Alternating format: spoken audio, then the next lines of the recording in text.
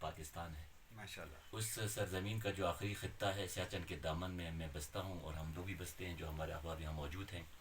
یوں تو یہاں پر آپ کو چیری، سیب، خوبانی، آڑو، ناشپاتی، پھول کے متعدد اور بلکہ بیسوں قسمیں آپ کو ملیں گی. لیکن سر دست جو آپ کا سوال ہے اس کے تحت یہ سیب جو آپ کے سامنے بالکل گولڈن کلر میں ہے، اس کو پچھلے سال ہم نے 2021 میں اتارے اور اس کو اتارنے سے 2021 جی اکتوبر میں آپ نے اتارا اکتوبر میں. اور یہ چل رہا ہے یہ ابھی الحمدللہ جو ہے آج 28 مئی ہے، 28 مئی ہے، یوم تکبیر ہے.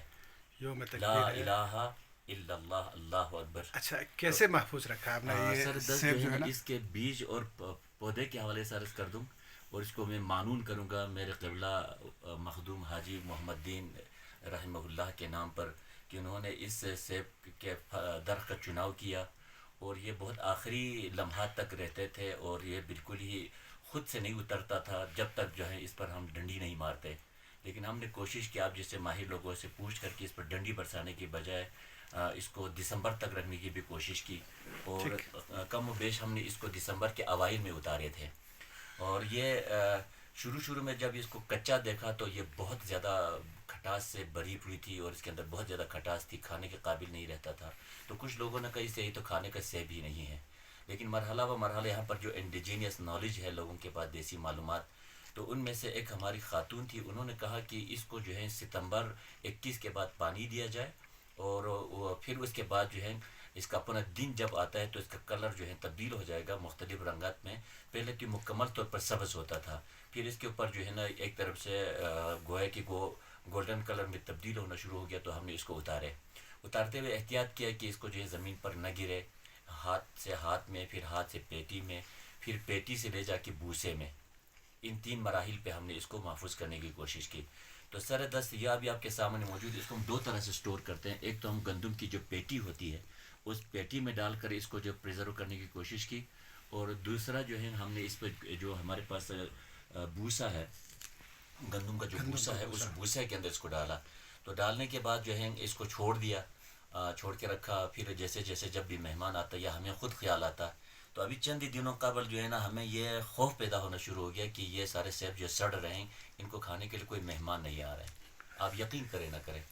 تو کل مجھے خیال ہے کہ آپ لوگوں کو بلائیں گے تو کہ آپ دونوں کی دلچسپی کا میدان اس میں دیوسائی کے میدان سے زیادہ اور وسیع ہے. ہم آگے جی، اور ماشاءاللہ سے یہ ہمارا رزق تھا، آپ نے کب سے سنبھال کے رکھا ہوا ہے.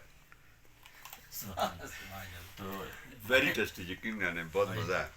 جاوید صاحب اور غلام اللہ صاحب دانوں کا اس کے انتخاب پر اور اس کو پسند کرنے پر میری روح خوش ہو رہی ہے اور میرا دل خوش ہو رہا ہے. مہمان جیسے خوش ہوتا ہے تو ایک طرف سے اللہ کی رحمتوں کا ایک طرف سے نزول سا جو ہے لطف محسوس ہوتا ہے. جزاک اللہ، اللہ آپ کے رزق میں برکت عطا فرمائے. کیونکہ ہمارے ہاں ایک اور بھی روایت ہے، غلام اللہ صاحب تو بہت زیادہ بہتر طریقے سے جانتے ہیں. یہاں پر جناب جاوید صاحب میں ابھی عرض کرتا چلوں کہ جب بھی کوئی پھلدار پودا جو ہم گاڑتے ہیں تو ہماری جو بلتی ثقافت یا روایت کے تحت ہم اس پودے کے بارے میں پودے سے مخاطب ہو کر کہتا اے پودا تم نے لگنا ہے کھیانگا سپن پن کھیان بیار پھر زلا گینگو گینی زرگوسپن تھرگو تھوری سے زرگوسپن. جو تم کو دیکھ کر اوپر کی طرف سفر کرنے والا مسافر ہوگا وہ اوپر کھاتے ہوئے چلے جائیں گے، نیچے کی طرف سے گزرنے والا مسافر ہوگا نیچے سے نیچے گزرتے ہوئے کیا پھل بات کھائیں. ہے، کیا تو بات یہ ہے. ایک اذن عام ہوتا ہے، رخصت عام ہوتا ہے.